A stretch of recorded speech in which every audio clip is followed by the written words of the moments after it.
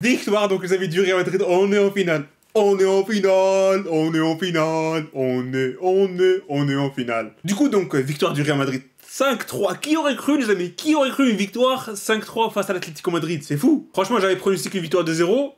Ça se termine en 5-3 dans un match incroyable avec des buts à droite, à gauche, c'est fou, c'est fou, c'est fou. Et le scénario du match il est incroyable, but de l'Atlético à la 7ème minute, but du Real à la 20ème, but du Real encore à la 30ème, égalisation de l'Atlético à la 37ème, il me semble c'est ça. Et ensuite il y a eu un but de l'Atlético à la 92ème, égalisation du Real à la 88ème, c'est fou, le match il est incroyable. Et en prolongation les amis, 4-3 but de Joselu. Bon, Savic on goal, mais on va dire Joselu les amis parce que voilà, c'est bien pour lui. Et but de Brahim à la dernière seconde pour tuer le match. 5-3, victoire du Real Madrid, on est en finale, on va jouer soit le Barça, soit Osasuna. Une petite préférence pour le Barça parce que voilà, un peu plus de suspense. On va jouer cette finale pour remporter notre premier trophée de la saison. Cette vidéo les amis va se transformer en mini débrief parce que d'habitude je fais des tops et des flops, mais il y a plein de choses à dire sur ce match donc c'est parti hein. La première mi-temps franchement, l'Atlético à part leurs 2 buts, ils ont pas fait grand chose. Le Real Madrid était au-dessus, largement supérieur. Domination totale sur les 40 minutes, on va dire 35 minutes parce que quoi, l'Atlético ils ont quoi, 2 occasions sur la première mi-temps, 3 occasions avec le but. Il y a le but du 1-0 bien sûr de Hermoso, il y a l'occasion de Morata là qui est raté. Et le but de Griezmann qui est incroyable, by the way. Donc, à part ça, pas grand chose. Le Real Madrid, domination totale. C'est vrai qu'il n'y a pas d'occasion concrète, d'occasion franche. Mais l'Atlético, ils ont été asphyxiés, les amis, sur ces 35 minutes de domination du Real Madrid. Ils n'arrivent plus à sortir la balle convenablement. Ils n'arrivent pas à trouver ni Lino, ni Morata, ni Griezmann. Franchement, c'était très compliqué pour l'Atlético dans cette période-là. Et le Real Madrid n'a pas concrétisé l'opportunité pour marquer, pour se créer des occasions. Parce que le Real, sur sa première mi-temps, quoi. Il y a les 2 buts. À part ça, pas grand chose aussi. Hein. Mais je pense que la première mi-temps du Real Madrid était meilleure. Et on aurait pu en bénéficier et marquer beaucoup plus de buts. Et surtout prendre l'avantage parce que de partout à la mi-temps, après avoir fait cette mi-temps là et avoir tué tactiquement l'Atlético Madrid, je trouve que c'est un peu dommage. Par contre la deuxième mi-temps, mais c'est catastrophique. La deuxième mi-temps, je sais pas ce qui s'est passé, catastrophique. Il y a rien qui marchait à Real Madrid.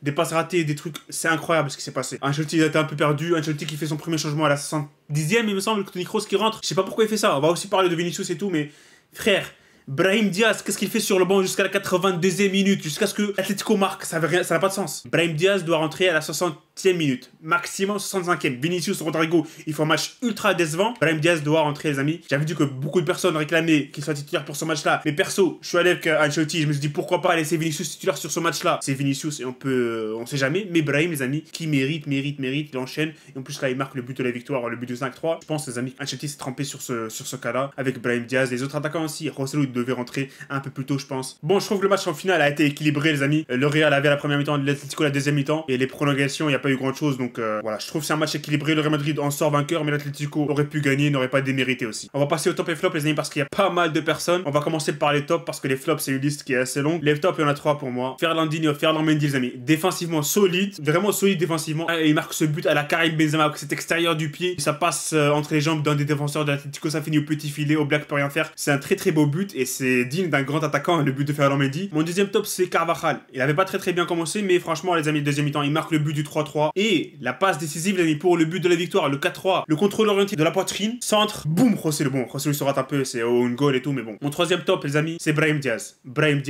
Brahim Diaz. Il rentre, il fait plus que Rodrigo en 10 minutes, plus que Vinicius aussi. Brahim Diaz les amis, cette petite feinte en fin de match qu'il fait là pour tuer un des défenseurs d'Atlético. La frappe elle est pas cadrée mais franchement Brahim Diaz j'ai bien aimé, surtout voilà l'accélération sur le but les amis. Il a mis le turbo, le nitro pour dépasser Oblak pour final terminer l'action et mettre le but du 5-3 dans les cages d'Oblak. Mention honorable à Valverde qui fait un match complet aussi. Il a joué quoi 115 minutes les amis complète. Le mec il a 5 poumons les amis. Les flops par contre les amis, les flops.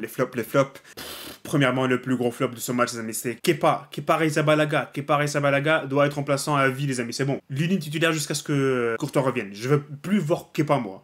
Sur le but de Griezmann, il peut l'arrêter, hein, il peut l'arrêter. La balle elle fait ça, elle passe en dessous. Le premier but il est statique, il regarde la balle rentrer. Bon, on va pas le blâmer sur ce but là parce que c'est la défense qui doit assumer la responsabilité sur ce but là. Et le troisième but, qu'est-ce qu'il me fait? Qu'est-ce qu'il me fait à sortir comme ça? Qu'est-ce qu'il fait les amis? Franchement si quelqu'un a la réponse les amis, il le met en commentaire. Il met la réponse de commentaire. Franchement, j'ai pas compris ce que Kepa a voulu faire sur cette action-là. Il peut sauter, dégager la balle, prendre la balle, tout ce qu'il fait. Il reste debout, il fait ça. Le deuxième flop du coup, Bellingham. Franchement Bellingham, deuxième match contre Atletico où il déçoit. Au début on avait blâmé Carlo Ancelotti pour la formation avec laquelle il avait commencé le match contre Atletico, le match aller. Il l'avait mis en position d'attaquant d'avant-centre. Par contre là les amis, il joue à son poste, le poste avec lequel il est habitué depuis le début de la saison. Et il n'a pas été au rendez-vous. Il n'a pas été au rendez-vous du tout. On espère qu'il va revenir au match du Barça ou à Osasuna. Franchement je suis un peu déçu du match de Bellingham parce qu'il a été invisible dans ce match. Et voilà les amis, les deux autres flops c'est Rodrigo et Vinicius. Pas bon.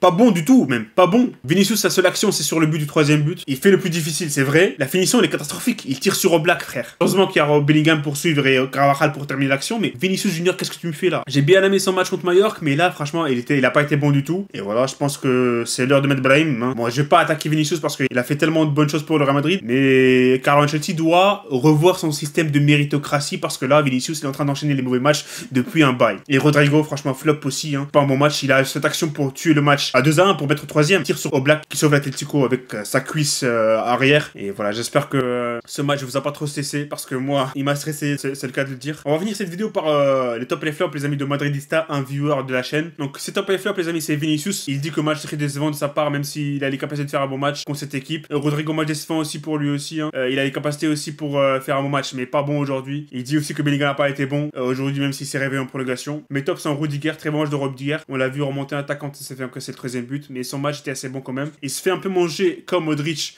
sur le but de Griezmann. Brahim Diaz, il a fait une très bonne entrée en deuxième mi-temps, si je ne me trompe pas, notamment son but à toute fin de match, où il fait un sprint énorme et il marque le but 5-3 qui nous permet de nous qualifier. Exactement Madridista, je suis d'accord avec toi. Kamavinga qui fait une bonne entrée, même s'il est entré pour 30 minutes, il a fait des efforts offensifs et défensifs. Un flop, les amis, que j'ai oublié de citer, c'est Carlo Ancelotti. Il fait bien de me rappeler ici Madridista. Il fait entrer Arda Güler à la 115e, il fait entrer Brahim à la 82e, il fait entrer, je sais plus qui d'autre, à Joselu à la 110e. Timing des changements d'Ancelotti, c'est hors sujet, les amis. Je suis d'accord avec les flops, les tops et les flops de Madridista, les amis. Dites-moi dans les commentaires vous aussi vos top et flop et on se retrouve très bientôt parce qu'il y a le match du Real Madrid et le Barça / Osasuna le 14 janvier et avant ça on va faire un petit live pour l'ouverture de la CAN entre la Côte d'Ivoire et la Guinée-Bissau, les amis. Il y a aussi le match du Barça Osasuna demain, j'ai oublié. Voilà, dites-moi les amis dans les commentaires ce que vous avez pensé de ce match et on se retrouve très bientôt. Salut et profitez des vôtres.